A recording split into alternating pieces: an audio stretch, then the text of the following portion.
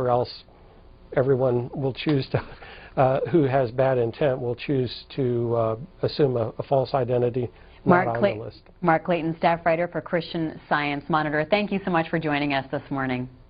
You're welcome. Glad to do it. We now go to the floor of the House of Representatives. Thank you for joining us on Washington Journal. We'll see you tomorrow morning.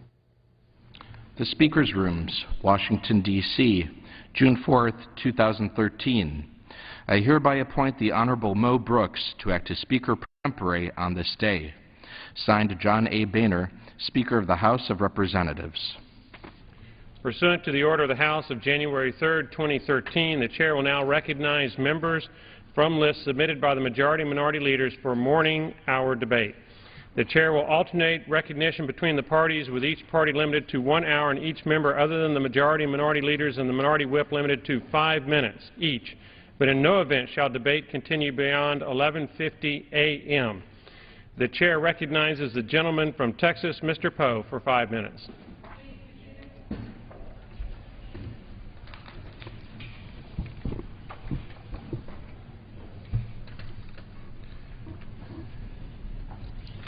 Mr. Speaker, when there is a blaze, when there is a fire, when there is an explosion, when someone has an emergency medical problem, the firefighter, the EMT rush in. That is what they do. While others flee danger, the firefighter with sirens, red lights, horns, red and white trucks charge into the jaws in midst of danger. Sometimes the danger is overwhelming and firefighters are injured and some are killed. This has been a tragic year in Texas for firefighters. On April the 17th in West Texas, 10 firefighters were killed while putting out the fire at a fertilizer plant that had exploded.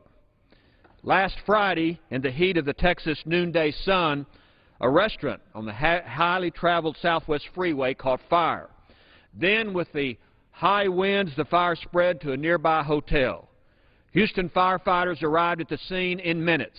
They heard screams from citizens, and they rushed into the hotel to find potential trapped guests. The hotel suddenly became a hellish inferno. First a 2-alarm, then a 5-alarm fire, and it took over 2 hours to get the fires under control. But while the firefighters were in the hotel looking for people who stayed there, the roof of the hotel collapsed, trapping and killing 4 firefighters, and 13 others were injured, some critically. These are the 4 firefighters, Mr. Speaker. Engineer Operator EMT Robert Bobby, right here. He was 41 years of age. He's a graduate from Dobie High School, and he was a firefighter at Station 51. He started his career at the Houston Fire Department in August of 2001. His cousin, Joshua Gandera, said when he heard his cousin died, he knew why. I knew he was saving somebody else. That's him. He always put people first, before himself. Anybody's needs before his own needs. Over here on the far left, Mr. Speaker, was Ann Sullivan. She was 24 years of age. She was assigned to Station 58. She grew up in Sugar Land, Texas. She was just 5 foot 2 inches tall. Ann knew she wanted to be a firefighter since the day she graduated from high school. And she had just graduated from the Houston Fire Department Academy in April. Ann was an avid soccer player, cross-country runner, and she ran 10 miles a day. Her father, Jack Sullivan, was in his car on the way home from work Friday when he heard on the radio about the fire. He realized it was the same area where his daughter Ann worked.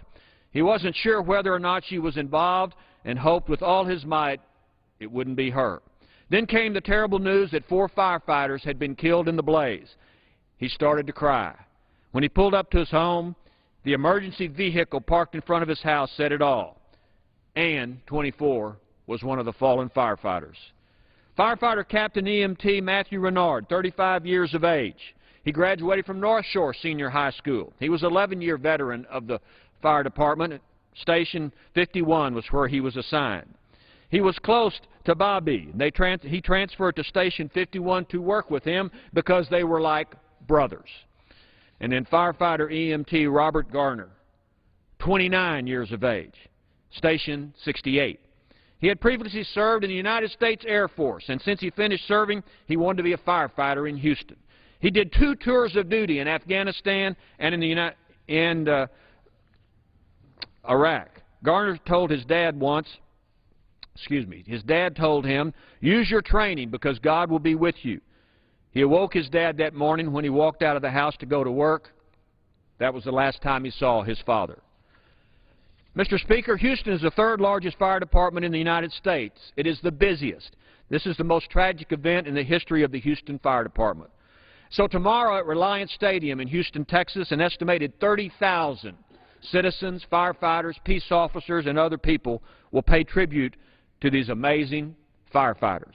They are the best we have in Houston, and we are saddened that they are gone. But we thank the good Lord that such people ever lived. And that's just the way it is. Mr. Speaker, I ask unanimous consent to introduce into the record the 10 firefighters killed in West Texas on April the 17th, 2013. Without objection, so ordered. I yield back. The chair recognizes the gentleman from Illinois, Mr. Quigley, for 5 minutes. Thank you, Mr. Speaker. Mr. Speaker, I rise today to urge my colleagues to come together and improve our broken, misguided, and convoluted tax system. The time is ripe for tax reform. We currently spend $1 trillion through the tax code each year, all of which is off budget, meaning it is not scrutinized each year by appropriators. Once a tax break is written into the tax code, it usually remains, unlike discretionary spending programs, which are re-examined for their necessity each year. To put this in perspective, $1 trillion would be the single largest government spending program, larger than the Pentagon's budget, larger than Social Security, and larger than Medicare or Medicaid.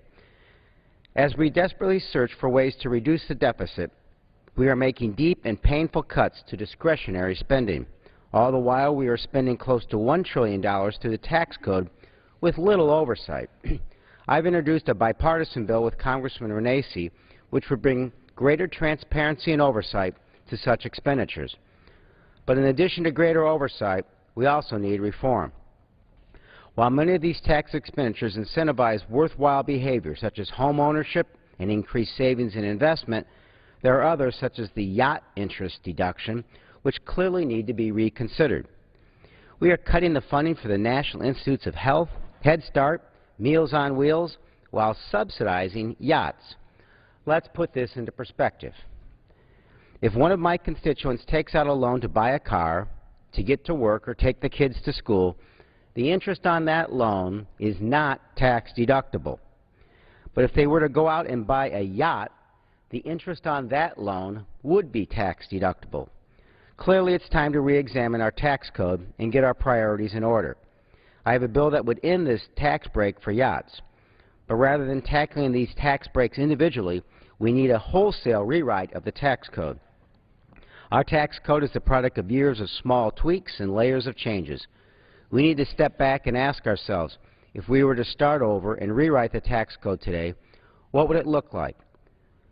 With such limited resources, what do we need? What behavior should we be incentivizing? Due in part to years of additions and changes, our current code is deeply recessive. According to the report released last week by the Congressional Budget Office, the richest 20% of households in America receive over 50% of the tax breaks. The top 1% benefited the most, receiving approximately 17% of all funds flowing from tax breaks. It's time for a re-examination of our tax code. Who benefits from it? How much do we spend? What are our priorities? Not only is this a time for reform because of our fiscal situation, but at a time of frequent partisan gridlock, tax reform is one area where the two sides seem to agree. Members from both sides of the aisle have said tax reform is essential. I commend Chairman Camp and his counterpart in the Senate, Chairman Baucus, for their efforts to reform our code. I hope they will continue their bipartisan work and give the two houses a package of reforms we can live with. I have no illusion this will be simple, or that everyone will like everything in the package. But that's the beauty of democracy. We don't have to agree on everything, but everyone's voice has to be heard. We have to compromise, and in the end, we vote. I hope we get to vote on tax reform package that is big, bipartisan, and balanced, and soon. because reforming our tax code would save us billions, lower tax rates, and help reduce the deficit. As we sit down to address our fiscal woes, everything has to be on the table, including the $1 trillion we spend each year on tax expenditures. Thank you, Mr. Speaker, and I yield back. The gentleman yields back. The chair recognizes the gentleman from Virginia, Mr. Wolf, for 5 minutes. Yes, unanimous consent to revise and extend, and I'll just be a minute, Mr. Speaker. Thank you.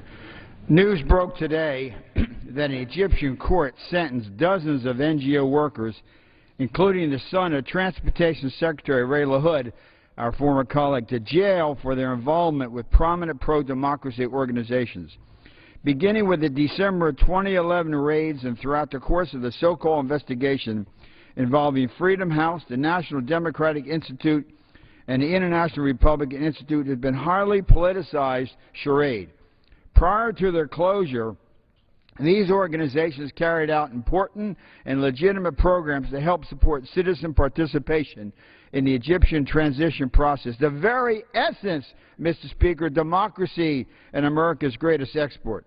I was in Egypt in February and heard firsthand that the Egyptian government's handling of this case is symptomatic of a broader crackdown on civil society. This was a sham trial from the start.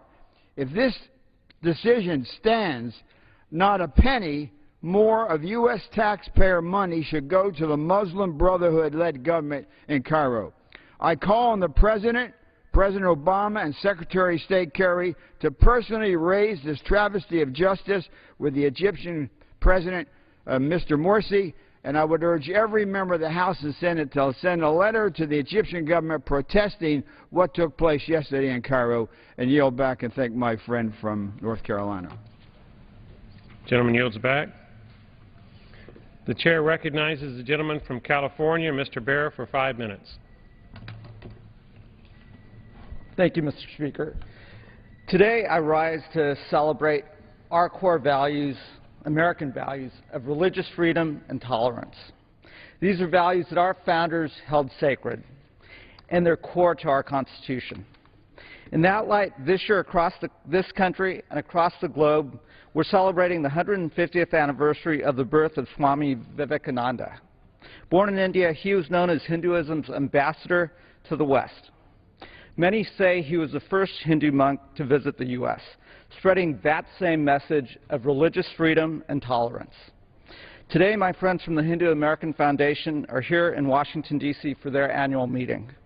As they visit members of this body, they will be carrying that same message of religious freedom and tolerance. As someone who was raised in a culturally Hindu household, I was taught by my parents to honor and exhibit this same message of respect and tolerance for all religions and faith traditions. That's why, as an adult, I'm part of the Unitarian Universalist tradition, a faith tradition that is rooted with our founding fathers and includes John Adams as one of its members. And it's this tradition that was embraced by Swami Vivekananda. So on this 150th anniversary of his birth, let's celebrate his message of religious freedom and tolerance, and let's remember the core values that our founding fathers wrote into our Constitution. And let's celebrate our individual freedom of thought and faith, which was captured in this quote by Swami Vivekananda. Dare to be free. Dare to go as far as your thoughts lead, and dare to carry that in your life. I yield back. The gentleman yields back. The chair recognizes the gentleman from North Carolina, Mr. Jones, for 5 minutes. Mr. Speaker, thank you very much. Like all members of Congress during the Memorial Week break, I had 2 occasions to speak to different type of recognition speeches to the families of those who gave loved ones that never came back from the wars. So therefore, I had several opportunities in eastern North Carolina, home of Camp Lejeune Marine Base, Cherry Point Marine Air Station. And Mr. Speaker, every time I would make the comment that it was time to bring our troops home from Afghanistan, it was time to stop paying the crook named Karzai, who's the president of Afghanistan. Truthfully, Mr. Speaker, I'd get strong applause, and many times after the speeches, people would come up to me and say, we agree with you. It's time to stop spending this money in Afghanistan it's time to start spending the money in America and let the Afghans take care of themselves. Mr. Speaker, probably a couple of weeks ago, I know I spoke on the floor of the House and probably other members had seen the article that was in the New York Times where the CIA acknowledged that after 10 years they had been given hundreds of millions of dollars to Karzai in cash. One of the comments in the same article, Karzai was interviewed, and one of his comments was, and I want to, an easy source of petty cash. Karzai wants to continue to get an easy source of petty cash, tens of millions of dollars going to Karzai to prop him up until the Taliban take Afghanistan over. Mr. Speaker, when I think about the number of young men and women being killed in Afghanistan to prop up this corrupt leader, it reminds me of another tragedy in recent American history, the tragedy of the unnecessary war in Iraq. Mr. Speaker, this past week being home, I watched 3 times on HBO a movie called Taking Chance, the true story of Lieutenant Colonel Michael Strobel, journey to escort the body of PFC Chance Phillips, a fellow Marine who died in Iraq, from Dover Air Force Base to the young man's funeral in Wyoming. It is a beautiful story of love, of pain, and concern. I hope that members of Congress as well as the American people will get a chance to see the movie called Taking Chance. It's a true story. And Mr. Speaker, in that story about taking Chance home is a beautiful understanding of the pain and the love that those at Dover Air Force Base who received the remains from Afghanistan and take care of those remains. It is absolutely heart-wrenching to see the love that these people have for those who've given their life for this country. Mr. Speaker, after seeing this movie and then reading in the papers that Iraq has fallen apart, I would like to say to Mr. Rumsfeld and to the previous administration, thank you for getting us into this unnecessary war. And Mr. Rumsfeld, you were wrong. You said that the Iraqi oil was going to pay for the war. No, it is paying, the Chinese are benefiting. This is another article in the New York Times where it says China is the biggest winner. According to this article, the Chinese buy almost half of the oil produced in Iraq. Well, again, the previous administration got us into an unnecessary war. In fact, a Defense Department official in the Bush administration said, and I quote, "We lost out. The Chinese had nothing to do with the war, but from an economic standpoint, they are benefiting from it. And our Fifth Fleet and our Air Force are helping to assure their supply. Even worse, we are borrowing the Chinese money to fund this corrupt leader." Mr. Speaker, I hope the Congress will wake up. Next week we'll be debating the Armed Services Bill, and I'm on that committee. I work across the aisle with my friends on the Democratic side to cut the funding for Afghanistan. Mr. Speaker, in closing, I have this photograph of a flag-draped coffin. It could have been PFC Chance Phelps' coffin. It's not, but it could have been. And 4,400 other servicemen and women who died in Iraq. God, please continue to bless our men and women in uniform. God, continue to bless America. And please, God, let us never forget the sacrifice made by so many in these wars that are unnecessary and these wars that are necessary. And I yield back the balance of my time. The gentleman yields back. As a reminder, members should address the remarks to the chair. The chair now recognizes the gentleman from Oregon, Mr. Blumenauer, for 5 minutes. Thank you, Mr. Speaker. Since 1996, when California voters legalized the medical use of marijuana, the movement has slowly spread across America. Over the last 17 years, 19 states and the District of Columbia have been pioneering therapy involving the medical use of marijuana. It's long been recognized that marijuana had therapeutic values, which were utilized with chemotherapy patients to mitigate or stop the constant nausea. People have used it to deal with chronic paralyzing pain. There's now a wide range of therapeutic uses, from system of multiple sclerosis to helping some of our veterans with PTSD. 1 million people legally seek treatment that is perfectly legal under their state laws. What is not legal is for these hundreds of legitimate businesses providing a product that is important to 1 million people to be able to treat their business expenses like every other business and be able to deduct them from their operating income for tax purposes. Decades ago, a drug dealer attempted to deduct the cost of his yacht and his weapons as a business expense. Congress understandably responded in 1992 to make expense associated with dealing in a controlled substance illegal, ineligible for a deduction. That fixed the drug dealer, but it has now ensnared hundreds of legitimate businesses operating under state law, by the way, usually approved by a vote of the people. As a result, they cannot now deduct entirely legitimate business operating expenses. They cannot claim the work opportunity tax credit if they hire a veteran. They cannot depreciate their American-made irrigation equipment. The deduction for the construction or operating costs of a facility that maybe they want to revitalize is not allowed. As a result, these small businesses end up paying an effective tax rate that's double or triple the 15 to 30% that would normally be associated with the profits on most businesses. Their effective tax rates often are 60 to 75%. Washington and Colorado are about to begin operation of businesses for the recreational adult use of marijuana, authorized by their voters last fall.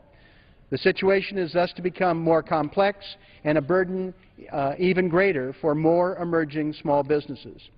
We don't have to penalize hundreds of legitimate small businesses across the country to deal with a drug dealer. I'm introducing bipartisan legislation, the Small Business Tax Equity Act of 2013. Any business under this act that operates under state law would be able to deduct legitimate expenses for their business. We shouldn't impose punitive double, triple, or quadruple ordinary rates because Congress has not modernized either the federal drug laws or the tax code. We should not force them to discontinue a vital service for 1 million Americans or drive it underground or, frankly, encourage evasion by punitive taxes that are unjustified or unnecessary. Let's bring this out of the shadows and encourage these small businesses to be treated fairly. It's entirely possible that we will end up actually collecting more revenue, fostering more respect for the law, and ensuring a vital supply of medical marijuana for more than 1 million people who depend upon it. Thank you, and I yield back. The gentleman yields back. The chair recognizes the gentleman from Tennessee, Mr. Duncan, for 5 minutes. Mr. Speaker, I request permission to address the House and to revise and extend my remarks. Without objection, so ordered. Mr. Speaker, I rise this morning to talk about a couple of unrelated topics, except that they both are examples of officials in positions of power overreacting to situations and making very bad decisions as a result. Mr. Speaker, when I read that a 5-year-old boy in Calvert County, Maryland had been suspended from school for 10 days simply for showing a toy cap gun to his friend on the school bus, I was shocked and saddened. I became even sadder when I read the little boy was questioned for over 2 hours by school officials before his parents were called, and the boy uncharacteristically wet his pants during this interrogation. His mother said later that this boy was all boy and was all about rocks, frogs, and cowboys. This interrogation was ridiculous, and 10-day suspension was ridiculous overkill, and I wondered if these school officials who did this to this little boy had lost their common sense and human decency. I am pleased that the situation has been partially rectified by cutting the 10-day suspension back to the 3 days he has already served, and I hope the parents' request to remove the incident from the boy's school records are granted. Rigid, one-size-fits-all solutions almost never work and frequently lead to very bad, very unfair solutions. I hope that school boards all across this country will at least come to their senses and do away with so-called zero-tolerance policies, especially when it comes to very small children, and especially 5-year-old boys who simply want to be boys. A second topic that I wanted to mention today, Mr. Speaker, is about the Dodd-Frank law. The Dodd-Frank law is producing many thousands, has produced many thousands of pages of rules and regulations and red tape in a misguided attempt to rein in abuses by some of the nation's biggest banks. However, as is the case with most federal regulations, this law ended up hurting the smallest banks in this nation and thus helping the big banks to get even bigger. Listen to these words from a columnist from the Washington Times. It has been 3 years since the Senate passed the Dodd-Frank financial reform legislation. So far, the effects are not what Washington promised. More than 200 smaller banks have failed in the wake of Dodd-Frank.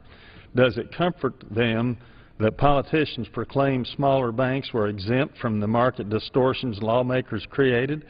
Since community banks are being forced to stay below the asset threshold forced on them by Dodd-Frank, they are lending less and making less.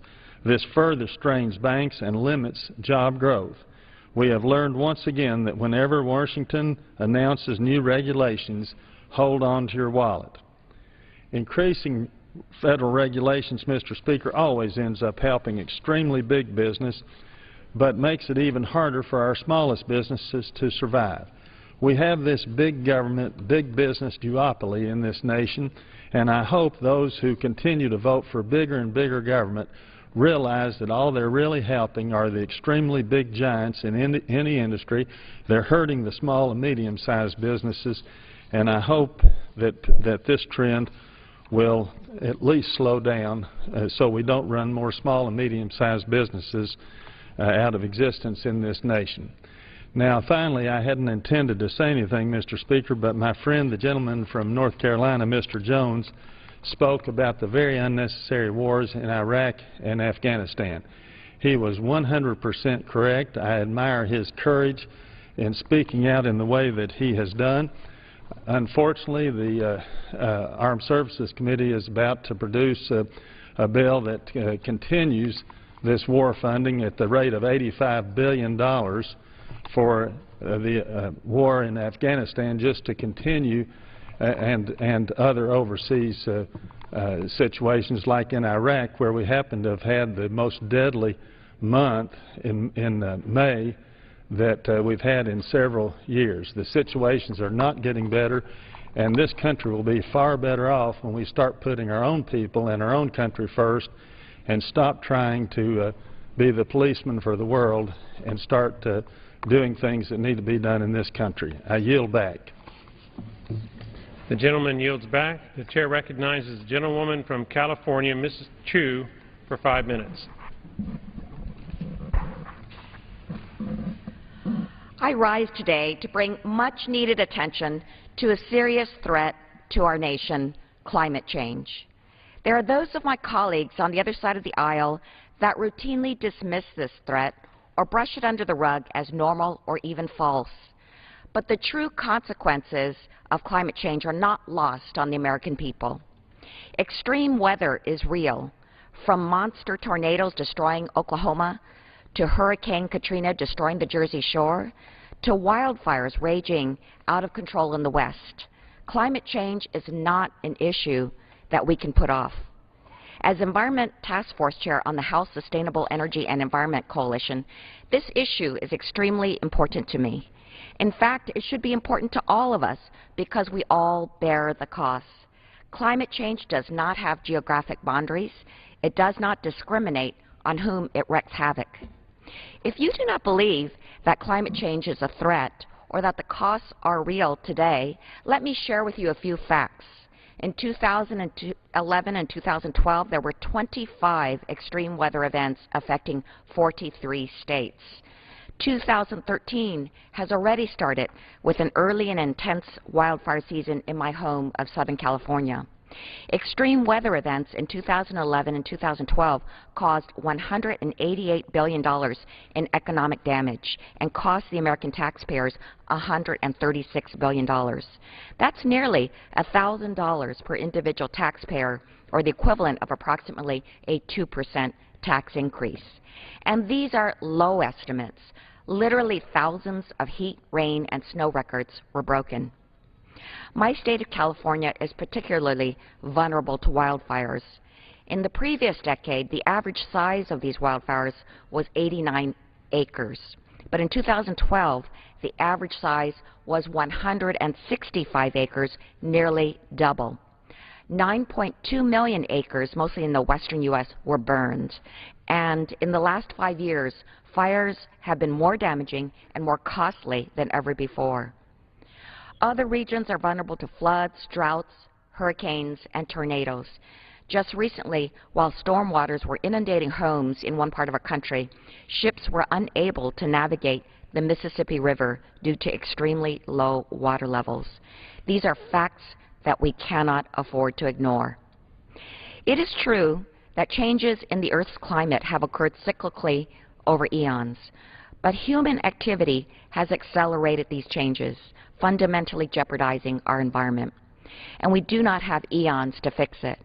We rely on this environment for water, air, food, and so much economic activity. We cannot turn a blind eye to climate change. Instead, we need to start preparing for it and work harder to stop it. That's why I call on Congress to stop the attacks on our environment and finally pass legislation to reduce greenhouse gas and carbon pollution.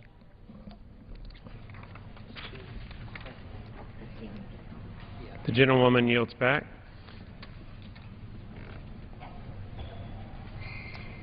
The chair recognizes the gentleman from Pennsylvania, Mr. Thompson, for 5 minutes. Thank you, Mr. Speaker. Mr. Speaker, I rise to voice my serious concern with Medicare's implementation of the Durable Medical Equipment, Prosthetics, Orthotics, and Supplies Competitive Bidding Program. Despite strong congressional concern about the need for further transparency, the lack of binding bids during the contract process, and the improper vetting of the financials of many firms that have been awarded contracts, Medicare still plans to move forward in implementing Round 2 of the program on July 1st. Now, we have learned that Medicare awarded contracts under the program to dozens of firms that do not have the proper credentials to serve these contracts. In other words, leaving Medicare beneficiaries without the needed access to the durable medical equipment that allows them to live with dignity during times of disease and disability. Now, unfortunately, CMS has created a situation where servicing these contracts will either violate state licensure requirements or leave contracts unfulfilled, again, leaving beneficiaries, consumers, without access to the health care equipment that they need. Furthermore, unqualified bids from firms that are unlicensed to service contracts create significant distortions of the bid prices in every bidding area nationwide. Now, I'm extremely concerned with the mishandling of the bidding process is going to have a devastating impact on Medicare beneficiaries. This is a serious issue that warrants a full review of the process and a delay of Round 2 until this fatally flawed program is fixed. Now, I encourage my colleagues to join me and Congressman Bruce Braley in co-signing a letter to the Medicare Administrator requesting an administrative delay of the Durable Medical Equipment Competitive Bidding Program. This is absolutely necessary in ensuring that older adults have access to the equipment that they require to live at home with independence and dignity. It also is about jobs, as one of the unintended consequences, I believe, but it's still a devastating consequence, is how the implementation of Round 2 will continue to see the loss of small businesses all throughout this great nation. And so I just encourage my colleagues to join Congressman Braley and I in signing this letter to the Medicare Administrator. And with that, I yield back the balance of my time. The gentleman yields back. The chair recognizes the gentlewoman from California, Ms. Spear, for 5 minutes. Mr. Speaker, thank you. It's now been almost 6 months since the tragedy of Newtown. The American response to this tragedy was quick and overwhelming, and yet we have done nothing to prevent such a tragedy from happening again. In fact, many of my colleagues here in this institution seem all too ready to forget Newtown and the gun violence epidemic that is devastating families and communities across our country every single day. According to Slate's Gun Death Tracker, an estimated 4,620 people have died as a result of gun violence in America since Newtown. 4,620 people.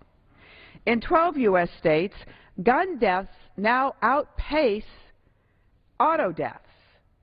A new analysis from the Violence Policy Center found that in 2010 there were 31,672 firearm deaths and 35,498 motor vehicle deaths, compared with 1999 when there were 28,000 firearm deaths and 42,000 motor vehicle deaths, which is startling considering more than 90% of the American households own a car, while less than one-third of American households own a gun. We require auto manufacturers to include safety features like seat belts, airbags, and pass crash safety tests, and lives are being saved as a result. By 2015, gun deaths will outnumber auto deaths on a national scale. Now think about that. More gun deaths than auto deaths. And we require all these precautions, all of these restrictions on manufacturers to make sure our cars are safe, and we do nothing, nothing when it comes to gun manufacturers. Think about that. Mandatory safety measures, auto manufacturers can be held liable for defects in their products. We expect cars to be built safely, but when it comes to guns, a product designed to kill, manufacturers have been given a free pass. They can't be held liable for the deaths and destruction their products may cause. We don't even require gun manufacturers to make guns child safe. How many more children have to die as a result of senseless gun violence and avoidable gun accidents? The New York Times columnist Joe Nocera is producing a weekly gun report that compiles gun deaths and injuries from around the country. I'm just going to read a few of the recent posts since Newtown that deal specifically with children. A 2-year-old boy is dead after an accidental self-inflicted gunshot wound. Trenton Mathis shot himself in the face with a 9mm pistol in a house in Cherokee County, Texas, while at home with his great-grandmother. A 6-year-old girl was shot in the leg by her father during a boisterous party in Federal Heights, Colorado. Joshua Johnson, 4, was playing with a gun at a Memphis apartment complex when it went off. He was pronounced dead at the scene. A Garland, Texas toddler was fatally shot in his home in what police are calling a tragic accident. 3-year-old John O'Brien was shot in the head with a handgun in front of his mother, father, and 2 young sisters. He was taken to Children's Medical Center in Dallas, where he later died from his injuries. The 4-year-old son of a Jackson County, Michigan sheriff's deputy accidentally shot and killed himself. Authorities said it happened around 5 p.m. in the deputy's home. Michael Easter, a 3-year-old boy in Liberty Township, Michigan, died after he accidentally shot himself in the head while alone in his parents' bedroom. Police are unsure how the boy gained access to the gun. Michael was home with his mother and 2 sisters at the time. A 3-year-old toddler accidentally shot himself in the head with a relative's gun, but was listed in stable condition at a Nashville, Tennessee hospital. A teen boy accidentally shot and killed his 12-year-old brother in Orlando, Florida. The shooting happened at home in Lake Neona area. Investigators say they are working to determine what led to the shooting. A dad accidentally shot his son dead as he cleaned his gun in the family's living room. Christopher Stanlane, 34, was wiping down a loaded weapon in his home in Fairmont, North Carolina, when it discharged. His 10-year-old son, Christopher Stanlane, Jr., was watching television and was struck in the back of his head with a bullet. His 8-year-old daughter was also in the room. The boy was pronounced dead at the scene. How many more children have to die before Congress acts? I yield back. The gentlelady yields back. The chair recognizes the gentleman from California, Mr. McNerney, for 5 minutes. Thank you, Mr. Speaker. I rise to talk about the Veterans Disability Backlog, but this time on a positive note.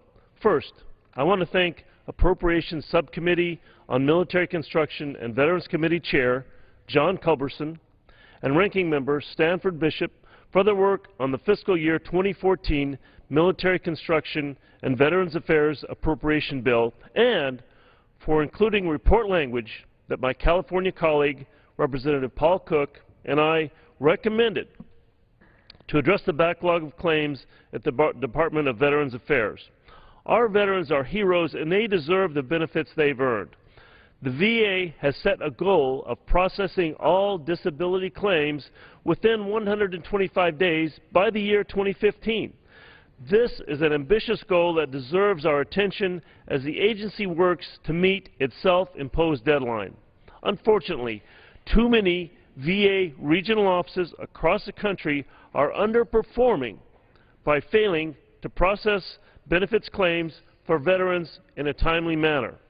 Recent data indicates that it takes 552 days on average for a claim to be processed at the VA's Oakland Regional Office, which serves the veterans in my district. This is unacceptable. While I'm pleased that the VA has made a concerted effort to improve accuracy and timeliness at the Oakland RO, more can be done for veterans across the nation.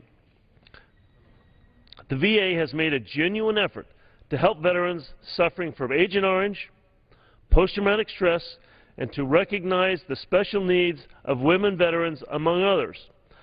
In addition, the VA recently announced it would mandate overtime at its regional offices and placed a priority on claims pending for more than 1 year. However, we must hold the VA accountable for its results. Additional oversight and accountability will not only benefit our nation's veterans and their families, but will allow Congress to ensure the VA has the resources it needs to properly support our heroes. In addition to these efforts, I was joined by a bipartisan group of colleagues in requesting that the VA submit quarterly reports for each regional offices where disability claims are pending for an average of 200 days or more. These reports must outline any progress the RO has made, as well as the steps it's taking to reduce the backlogs, such as hiring more claims processors or requiring additional training. I am pleased that list language was included in the committee report accompanying H.R. 2216. This is a move in the right direction as Congress continues its oversight of the VA to improve the lives of our veterans. Thank you, Mr. Speaker. I yield back. The gentleman yields back.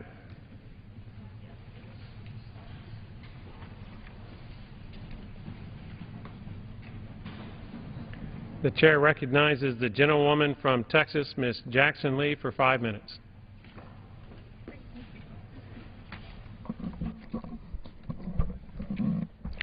Thank you very much, Mr. Speaker. I rise with a very sad duty and as well an appreciation to my colleagues from Texas who joined me yesterday with a 1-minute request of silence in commemoration of the 4 fallen firefighters in Houston, Texas.